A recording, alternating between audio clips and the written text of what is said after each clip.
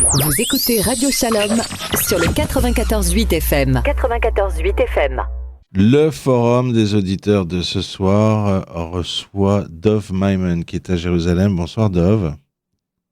Bonsoir Bernard, bonsoir chers auditeurs. Dov Maimon, vous êtes directeur de recherche au Jewish People Policy Institute, c'est-à-dire au JPPI comme on dit en anglais. Vous allez donner une conférence à Paris le 14 septembre prochain à l'invitation du KKL, car en fait vous avez réalisé une brochure très importante à la demande du KKL qui s'appelle Sionisme, Antisionisme, Antisémitisme et haine des Juifs. Dov Maimon, je disais à l'instant à notre invitée précédente, Cathy Bisraor, que les Juifs de France ont le sentiment de n'avoir jamais connu ça. Jamais. Et on peut toujours dire « Ah, je n'avais jamais vu ça ». Mais là, ce que je vois autour de moi, c'est des gens qui ont le sentiment d'une situation d'une violence psychologique inouïe. Sentiment ou des gens qui sont de ma génération, par exemple, disent « ça se trouve, je vais tout quitter, je m'en vais. Et si je peux pas partir, j'envoie mes enfants. » Et évidemment, quand on dit partir, ça veut dire Israël. C'est vrai qu'il y a des cas de gens qui se posent la question sur le Canada, par exemple, ou sur Miami, mais quand on voit les images des États-Unis, les gens se disent « on va pas changer d'une diaspora à une autre. » Et des gens vraiment, par exemple, beaucoup de gens très très modérés, que j'ai connu toute leur vie extrêmement modérés. Alors vous avez travaillé pour réaliser ce document qui fait plusieurs dizaines de pages, un document important. Est-ce que vous confirmez en tant qu'expert le sentiment des gens, qui vivent ça, eux, de manière totalement empirique? Vous, après vos recherches, vous dites oui, ce qu'on vit aujourd'hui en France, en Europe, c'est inédit depuis la Seconde Guerre mondiale. Absolument Bernard, en fait, nous avons eu une période de grâce. En vérité, les Juifs ont été seuls depuis 2000 ans. On était seuls, réellement abandonnés par tout le monde et on vivait dans un sentiment de solitude profonde. Mais nous, grâce à Dieu, nous sommes tous nés après la Deuxième Guerre mondiale et pendant 7 décennies, nous avons vécu une période de grâce. Une période où justement, l'antisémitisme était bâillonné et l'antisémitisme était resté dans les vestiaires mais n'était pas sur la place publique. Et puis en fait, aujourd'hui, on revit ce qu'on a connu pendant 2000 ans, savoir un antisémitisme déchaîné qui est libéré, qui se sent au contraire, c'est cool d'être antisémite.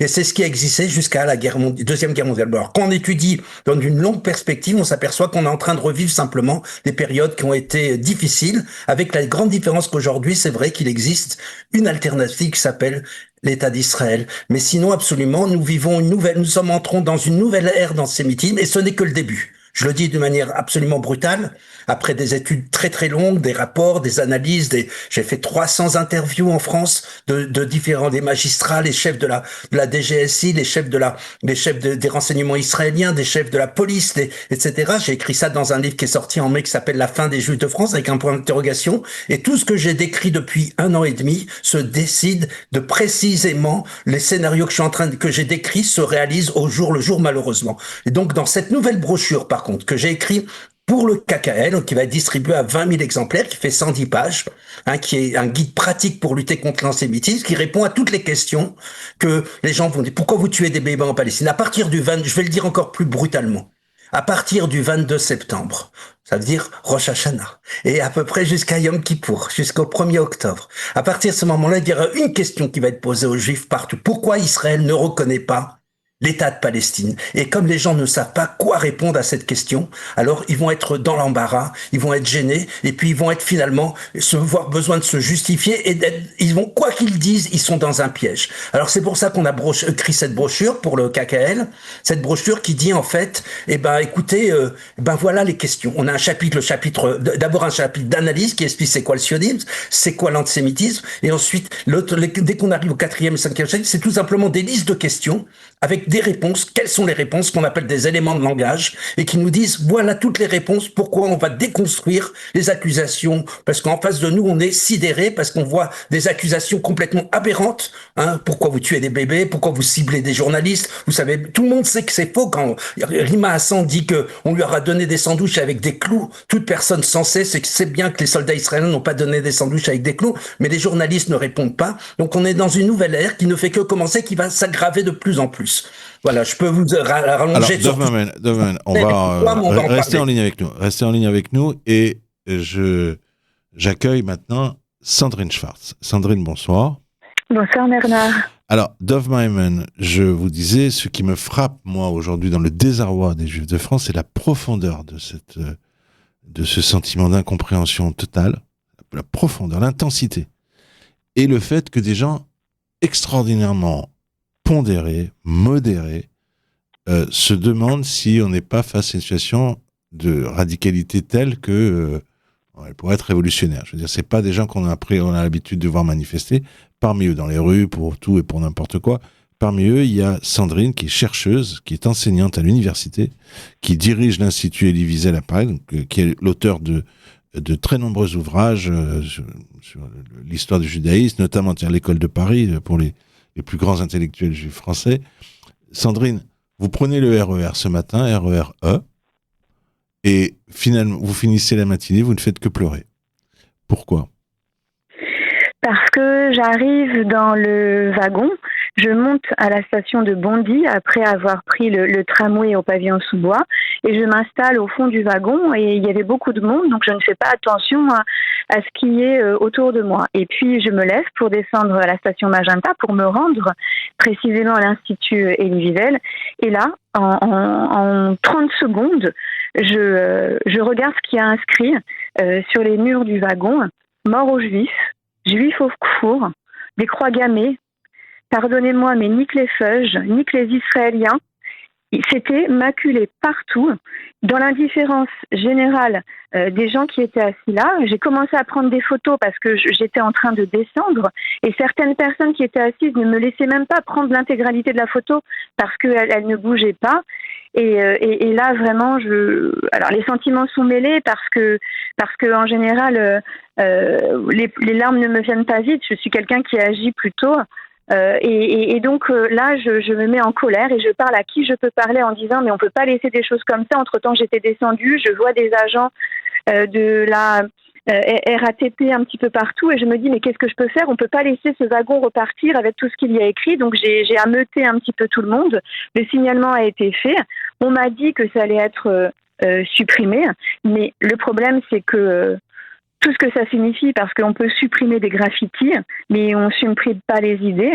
Et c'est vrai que moi qui gardais un certain espoir en la France, pour les Français de confession juive qui y sont installés depuis un certain nombre de générations, comme la mienne, ça fait 5 générations que nous sommes à Livry-Gargan, en région parisienne, et là je suis vraiment très inquiète, très très inquiète. Est-ce que, deux choses, d'abord, est-ce que vous avez peur ? Vous êtes une femme seule à ce moment-là, avec votre téléphone.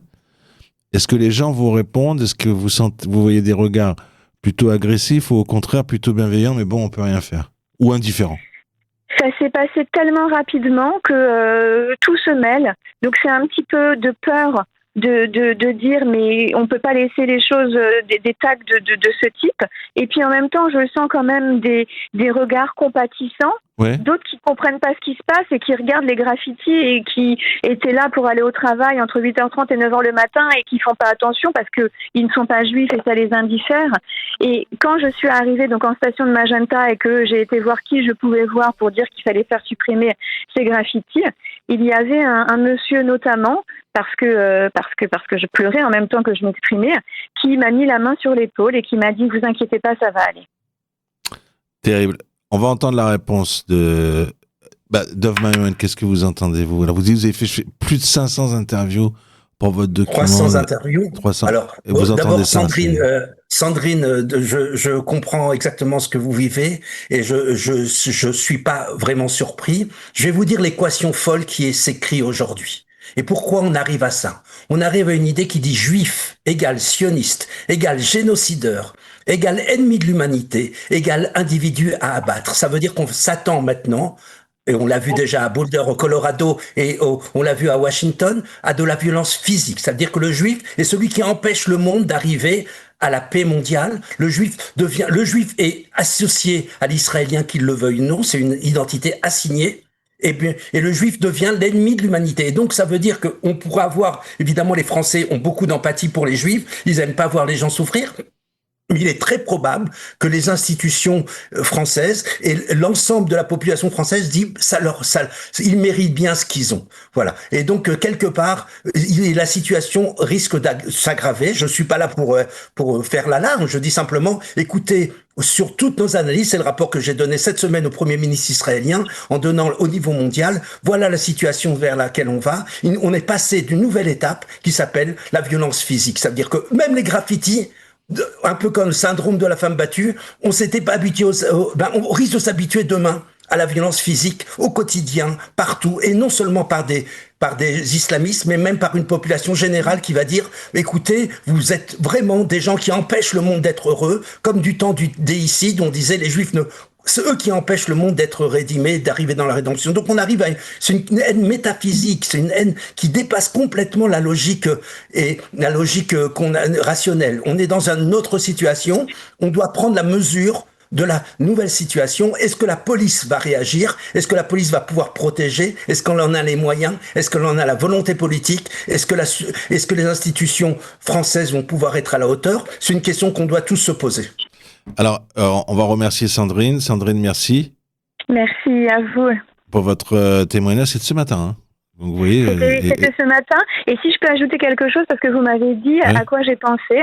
Et en fait, j'ai pensé à ma fille, qui vient tout juste d'avoir 18 ans et qui va entrer à l'université, qui était jusqu'à présent dans l'école de l'Alliance, l'école juive, juste à côté de la maison. Le trajet était de 5 minutes. Et là, elle va passer du temps dans les transports et je suis inquiète pour elle. Voilà, c'est la chose qui m'a le plus touchée aujourd'hui. Et je me dis, est-ce que ma fille et les enfants, ne sont pas en danger aujourd'hui en restant en France? Sandrine Schwartz, merci. Bonsoir à vous. Bonsoir. La directrice de l'Institut Elie Wiesel à Paris. Yves Toledano est en ligne avec nous à présent. Bonsoir Yves. Bonsoir Bernard. Yves, on vous retrouve régulièrement sur les plateaux de télé. Vous êtes ce qu'on appelle les invités réguliers de Pascal Praud. On vous retrouve sur Europe 1, sur CNews, y compris avec Manu Lévy le matin sur Énergie. Qu'est-ce que vous avez envie de dire dans notre conversation de ce soir avec Dov Maimon qui lui est à Jérusalem?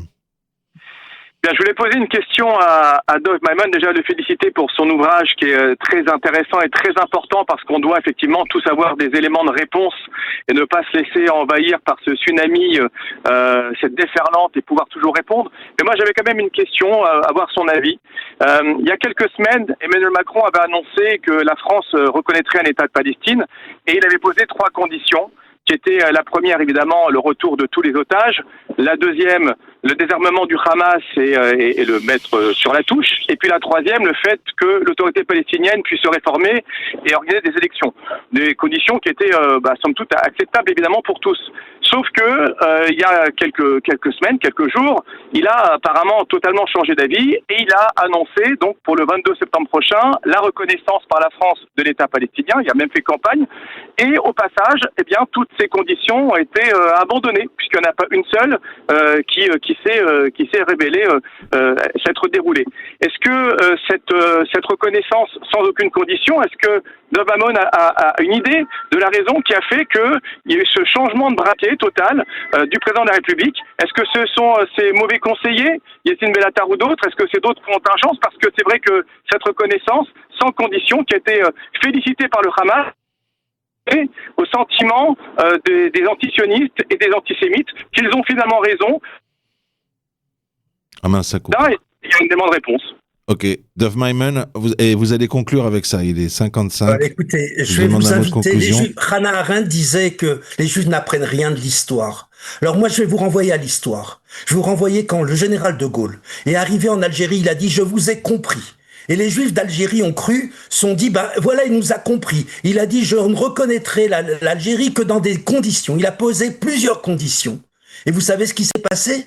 Il a abandonné ces conditions ensuite. Et c'était prévisible qu'il allait les abandonner. C'était simplement pour faire avaler la pilule. Il y a eu un référendum qui a donné le droit au général de Gaulle. À l'époque, c'était quand même un référendum. Là, il n'y a même pas de référendum. Et donc, ce qui se passe c'était évident que Macron allait abandonner puisqu'il veut rentrer dans l'histoire parce qu'il a été rejeté du Niger, du Burkina Faso, du Mali, de l'Afrique d'une manière générale, qu'il n'est pas écouté ni à Kiev, ni à Washington, ni à Jérusalem. Il a besoin de faire quelque chose et puis la situation va vraiment extrêmement mal dans son pays, et donc il veut se montrer sur l'international, avoir une posture, et donc il est évident qu'il va reconnaître la Palestine parce que c'est la seule chose qui lui restera pour essayer de rentrer dans l'histoire. Donc cette histoire, elle est prévisible quand on connaît la logique des États, quand on connaît la logique de la France qui a abandonné les Français d'Algérie, qui peut abandonner demain, pendant Vichy a abandonné les Juifs, bien entendu, etc., et qui peut demain aussi abandonner pour avoir la paix sociale, puisqu'on a quand même 25% des Français de moins de 35 ans qui font le ramadan, et que ces gens-là,